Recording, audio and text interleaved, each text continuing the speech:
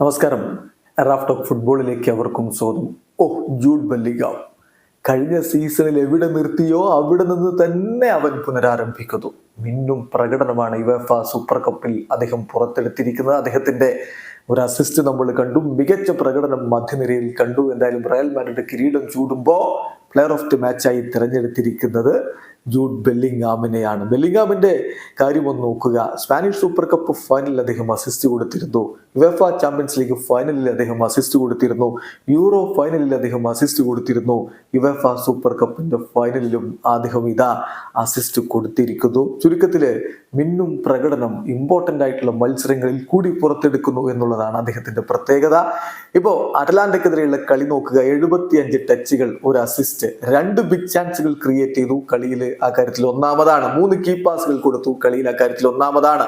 49 പാസുകളിൽ 44 accurate ആയിട്ട് കൊടുത്തു. 6 dribbling അറ്റംപ്റ്റുകൾ, അതിൽ 5 എണ്ണവും സക്സസ്ഫുൾ. 19 ഡ്യുവൽസ്, അതിൽ 12 എണ്ണം സക്സസ്ഫുൾ. ഇതിലൊക്കെ ഒന്നാമതാണെന്ന കാര്യം നോക്കുക.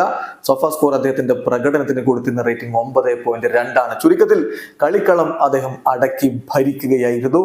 ജൂഡ് ബെല്ലിംഗാം റയൽ മാഡ്രിഡിന് മധ്യനിര വിശ്വസിച്ച് ഏൽപ്പിക്കാവുന്ന താരം. വീഡിയോ അവസാനിക്കുന്നു. ഫുട്ബോൾ ലോകത്തെ കൂടുതൽ വിശേഷങ്ങളുമായി റാഫ് ടോക്സ് കൊണ്ടുവെത്താം.